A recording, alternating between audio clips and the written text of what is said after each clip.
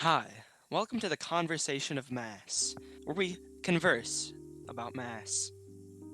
Mass is a word with one meaning. Mass comes in many different locations, many different ways, if you shall say. You know, Caleb, when I think about the word mass, I think about, weight. Even though that's not correct, technically, mass and weight are two very different things. Mass is not weight whatsoever. Yeah, mass is both a property of a physical body and a measure of its resistance to acceleration. Acceleration, the first thing that comes to mind, Sonic. Have you seen the new trailer for the Sonic movie? No, but I've heard that they made it much better than the original. It's much better. You should definitely go watch it on YouTube. I should. Well, okay, anyhow, when a net force is applied, an object's mass also determines the strength of its gravitational attraction to other bodies. Just as I'm attracted to your body. You can't say that on air, okay? You just can't. I mean, you can leave that for off air and we can talk about it all you like. But we should probably get back to mass. Yeah, mass. Okay. Well, I mean, mass is a very interesting mouthfeel. Mass. It starts in the back of the mouth, and then it widens your mouth as you say the letter S. The sound projects from the back of your mouth when you say the M, all the way to the front of your mouth when you're saying the S. You start the back and you get the you get the microwave. You get the microwave, and then it moves to a sheep noise, like ma. Oh yeah, the ah, and then you just straight turn into a snake. You just mass. I mean, mass isn't a very massive word. It's actually a pretty short word. Yeah, you think for a word that so easily connects with a word that's all about giant and large things. Yeah, okay. So, I mean, back to the M, the microwave part. The microwave. So M is the 13th letter of the modern English alphabet. It is indeed. I mean, 13, it's a pretty significant number. Like, Friday the 13th, I mean 13, yeah. 13 is generally thought of as an unlucky number, surprisingly. Which is even more surprising considering the fact that the 13th letter is, like you just said, M. And M is the first letter of mass, which is all, as you know, all important. Yeah, the letter M actually comes from the Greek letter mu. Like the cow. Semitic mem is most likely derived from protos... You can do it. Bronze Age. Proto-Sinaitic, I think. And it's something like that. Means the more Bronze I look Age. At the letter M, the more I just images keep popping up in my head. Like, if you look at the letter M sideways, it's like a fish. It's like a fish going to eat something. Yeah, it's like the mouth of a fish. It's also an upside down W. Have you ever noticed that? I mean, yes, I have generally thought of as W, the inferior letter, is an upside down version of M, the superior letter. But yes. Clearly. It's right in the middle of the alphabet. That's pretty significant. Yeah, and it's the first letter of mass, which is all important. And when you're saying the letter M, it has a little tingle on your lips. Like, just give me a nice sound right now, Caleb. You notice how, it tickles your lips a little bit? Yeah, M's and other sounds like that generally tend to do that. It's like you're eating a sour candy. It reminds me of a day about a few years ago. I was at the beach with a friend, and he dared me to eat a sour warhead, and I nearly killed myself. That's what the letter M is like to me. That's what it reminds me of. You nearly died from eating it, or you wanted to die? Yeah, it tickled my lips so much that I nearly killed myself. Wow. Like, in a good way? Like, you love the lip tingling? Or, like, that's up for interpretation. It's however you want to interpret the story, Caleb. Okay, well, because the lip tingling has to do with mass, I'm gonna say it's a good tingle. it's definitely a good tingle. Anything to do with mass is good. Yeah. So, I mean, as you progress through the word mass, I mean, you have M, which, I mean, is the best letter ever. But then you move on to A. A, the first letter of the alphabet. Always wanting to be the superior letter. Not to mention, it's also, not only is it the first letter, but it's also the first vowel. And it's also, like, the most emphasized letter in the word mass. Like, when you say mass, you say mass. You don't say ma, or you don't say you don't say mass. You don't say mass. Yeah. It's the most emphasized letter in the word mass. Because it's always trying to be the better letter. Yeah, the A is so predominant. I could dig up a lot of dirt on the letter A, Caleb. Yeah, but I mean, it's... Since we're talking about it... scandalous history? Okay. As much as the amount of affairs the letter A has had with other letters behind other letters' backs. I mean, you're not wrong. A has basically been with every other letter. Pretty much. I mean, where did A even come from? Like, who does A even think A is? Is the Aleph, also written as Aleph, the first letter of the Phoenician alphabet, which consisted entirely of consonants. And for that reason, it is also called abjad to distinguish it from the true alphabet. In turn, the ancestor of Aleph may also have been a pictogram of an ox head.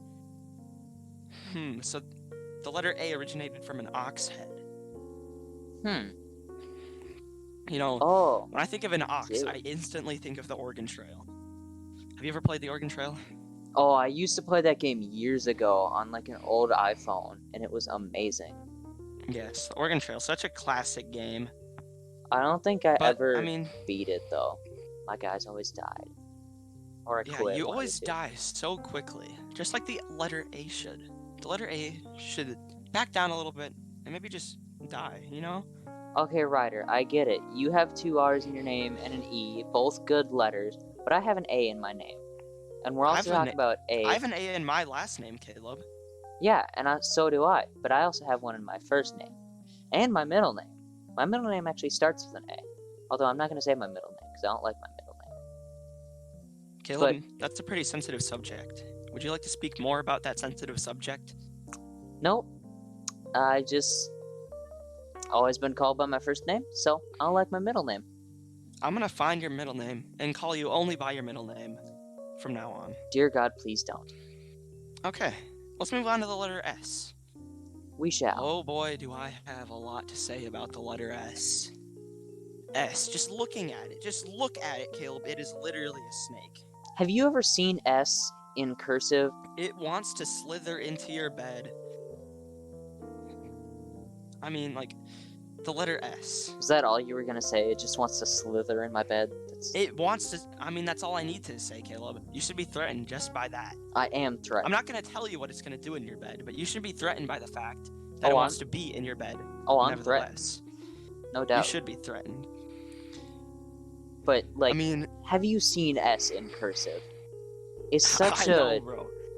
It looks like a mother duck, and then the lowercase looks like it's child duck. Except they look like abstract ducks. They are abstract ducks. Speaking of ducks, the duck song. Oh, is that the one with the... That's the one with the grapes. The grapes. Oh my god, I haven't seen that video since... It's gotta be sometime 7th grade or that before. Video makes me uncomfortable to even think about, Caleb. Yes, I don't know why you brought it up. Oh, what's this? Long S? There's such thing as a long S? There is a long S. Descendants and related characters? F is related to S? That's interesting. Is it now? It is. Scribal abbreviations. Interesting. Interesting indeed. Okay. So, I mean, we've gone over all the letters in the word mass, except the second S. But, I mean, the second S is irrelevant, because honestly, do you need the second S in mass? See, but now the question is, which of the two S's is the actual silent? S? Caleb, you've just given me a haunted memory. Which is silent and which is predominant? we must figure out. Or are they both only half dominant or important and half silent, causing there to be being one an optimist S myself, sound? I would assume that they're both equal in predominance. So, because we don't you're a discrimination promoter against of one communism. S over another. Communism? Did you just? How dare you? You said we were all equal. I did not say we were all equal. I said the two-letter S's were equal, Caleb. Okay, so you're saying we're all equal is like saying mass isn't important. But it's just as important as everything. Nope, that's still terrible. Obviously, scientists are the most important people in the world. Whoever came up with mass is the most important person in the world. And I'm gonna figure that out right now. As much as I want to, agree with you there, anyone that listens to this will probably hate you for saying that. Galileo Galilei was the first person to formulate coherent thoughts on inertial and gravitational mass and their equivalents. Galileo Galilei is my new hero, Caleb. It is no longer Neil deGrasse Tyson. Galileo Galilei is my new favorite human in existence. It hurts me that you keep saying Galilee. It's Galilei. How dare I disrespect him? I must make amends immediately. Anyways, let's move on and start talking a little bit about what the heck is mass. What is mass? We've gone over a little bit about the word mass, but we haven't actually told you what mass is yet. To go back to what we once previously stated, mass is both a property of a physical body and a measure of its resistance to acceleration when a net force is applied. Well, for example, if there was just an elephant chilling right here, right now in this room, and I slapped that elephant's booty as hard as I could, which, in no way am I going for animal abuse here, but it's just an example. Don't worry. You just wanna tap some elephant booty. That is not at all what I'm saying, Caleb. It's an example. But okay, also, let's just move on to a different object. Can an elephant really? Can an elephant really fit in your closet? That is the question. I don't mean to get dark here, but technically the elephant could fit, just not comfortably. Not comfortably. Okay, let's move on.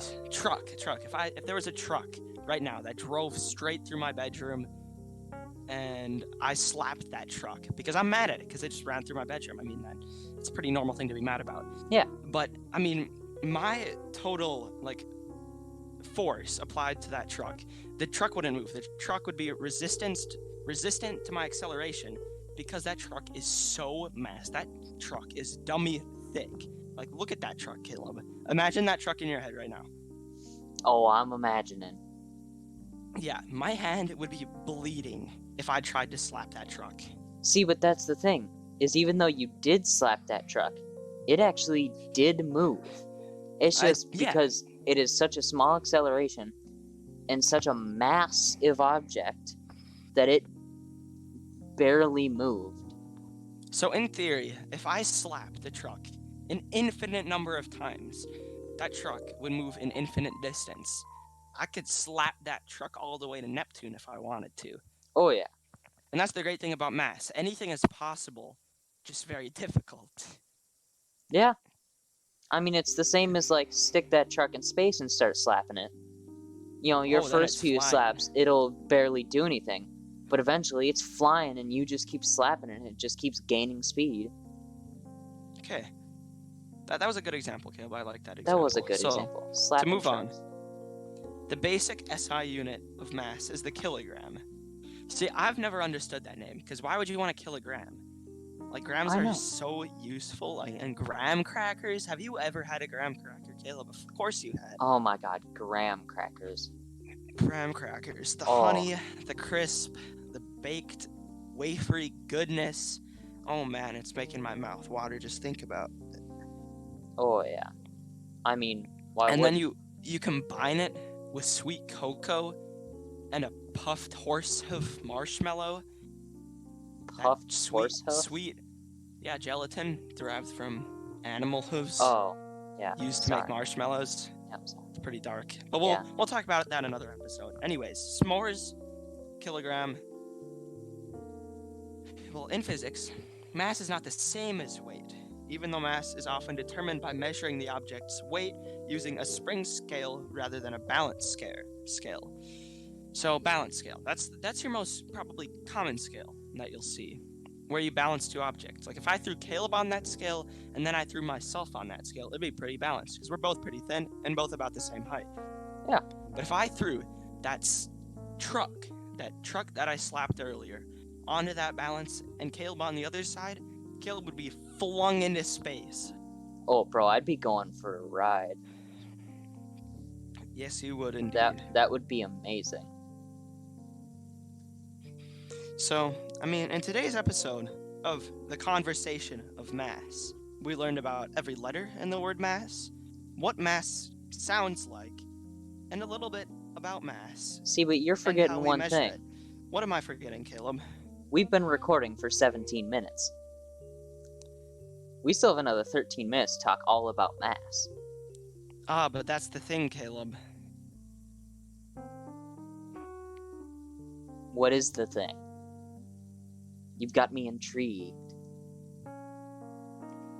Mass is completely different from time. You cannot compare mass to time, Caleb. Mass has no time. Mass is infinite. Mass is never ending. Therefore, mass has no effect on time. Mass does not have an effect on time. No, mass doesn't have an effect on time, so mass should have no effect on the length of this episode. Therefore, time is irrelevant, because the only thing relevant is mass, Caleb. But what does have an effect on mass is, or not mass, time. Time and mass are very different. What does have an effect on time is, do we want to cut our beautiful, widespread information of mass away from the viewers for another 12 minutes? Or do we want to continue to educate? That's the word. How foolish am I, Caleb? How foolish Obviously are you? very foolish. Okay, so we'll continue the episode. We shall. What shall we talk about next? Shall we talk about weight versus mass? Do we want to... Indeed, that sounds like a very good subject to talk about, because it's the most misunderstood part of mass. Just as I was misunderstood when I liked to play Nintendo games. And I was bullied by all the other kids who had Xboxes and liked swearing at 40-year-old men.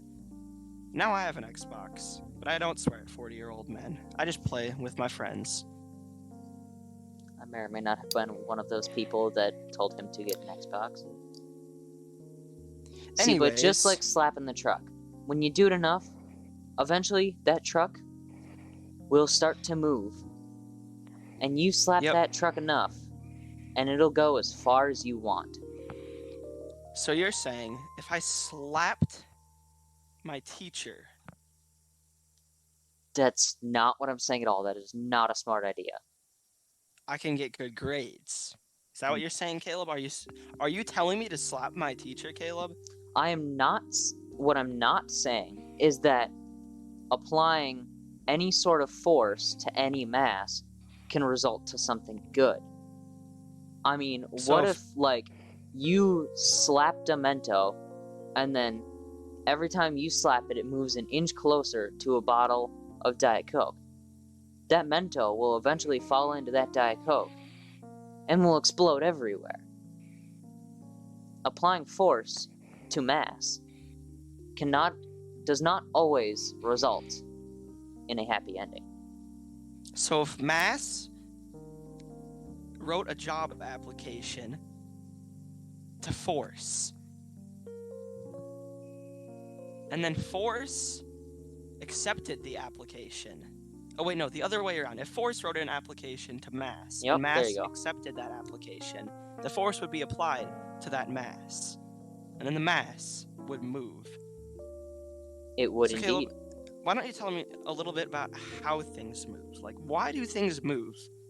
Why does anything move at all? Like, I mean, in space and time. I mean, movement can come in many different forms and can originate from many different locations. I mean, most of it generally comes from an outside force, generally, which is gravity. Gravity is everywhere, at least on Earth. Well, it's everywhere except blank space. Because blank space has no gravity. I don't believe. I could be wrong. See, what if we lived in a dimension where instead of things moving when force was applied to them, they only moved when the song I Like to Move It was played by Reel to Reel featuring the Mad Stuntman? No, that'd be an interesting dimension. Do you know how sick of hearing I Like to Move It you would become? Yeah, I guess... That would drive everybody insane. We'd have brand new mental illnesses just dedicated to I Like to Move It. Yeah. By Reel to Reel featuring the Stuntman. I mean, because we're the only ones that would... Well, not the only ones. We would have to listen to it in order to move, as we are, in fact, something. See, okay, so if we get really technical here, in order to play the song I Like to Move It, the song I Like to Move It would have had to be created by its creators, Reel to Reel featuring the Stuntman. But how exactly would Reel to Reel create this song without moving? They can't move their lips to produce a sound. They can't press buttons on a keyboard to produce a digital noise, or produce this song, or edit this song, or ship it out to editors or anything. So how would the song be created if it can only be created when the song was being played, even though the song didn't exist? It creates a paradox. It does create a paradox. The one thing that you have to think is, did time even exist before said song came out? Or did time start when the song came out? Or, yes, essentially. Or did having to play that song in order to move only happen as soon as it was either released or widespread, or other forms of So you're saying expansion? time would have started in 1993. That is very well possible. For a very interesting society. That would be an interesting society. Where we would only be 26 years into our development. How different would everything be? And I mean, we would know none of this. We wouldn't be able to tell it's any different because we would only know these 26 years that we've been alive for. Would we even be alive? See, the thing is, if time did start, would that be like 0 AD, except something like AI after I Like to Move It by Reel to Reel featuring the Mad Stuntman? Or would it be the beginning of time, in which everything started at 0 and there was no AI standing for after I Like to Move It by Reel to Reel featuring the Mad Stuntman? It's a very good question. I mean, all I can think about right now is Madagascar, because that is the song that I Like to Move It is most well known from. Oh yeah, that's all I can think about right now. It's going in my head, bro. How massive is the movie Madagascar? How much does that movie weigh? Can you weigh things that are visual, Caleb? See, but that's the thing, is what if you were to burn said Does movie light have a mass onto a CD and then weigh that CD? Then essentially you would have the idea of Madagascar weighed. Yeah, this creates another paradox, Caleb. So technically, mass is a paradox, and mass is not weight. Mass is not weight. Paradox is not weight. Which makes sense. That is a correct statement. Anyways, let's move on to Unit 3.1. not wrong. What are we moving into? Inertial versus gravitational mass. So do you know what inertia is, Caleb? Well, inertia is many things. It can... Inertia sounds like it would be the name of somebody that, like, divorced my heartbroken dad, like, 4 times after remarrying, like, 7 times and going to the Bahamas and also Colombia and getting, like, a tan and 7 tattoos and then coming back to my dad only to be a completely different person. That's who inertia sounds like to me, Caleb. What's your interpretation of inertia? Inertia, unlike you who seems to think inertia can even be a human being, I like to think of it as an idea. And that idea can be widespread and is... Technically, isn't anything you think about an idea? It depends on how you look at it. Anything other than an idea. Everything you're thinking about is technically only an idea within your head. To which then was projected onto an object, which only stands for a representation of an idea. That's a very good point. Anyways, to close our segment tonight, we'll give a little bit about how exactly our podcast came to be. So, Caleb, why don't you tell them the story about how we came up with this podcast, even to begin with? So, to set the scene, it's between 2 and 3 o'clock. We're in the Buffalo High School, room C209. The general chemistry room ran by Miss Bush. We're sitting in there, we're doing chemistry. Yep.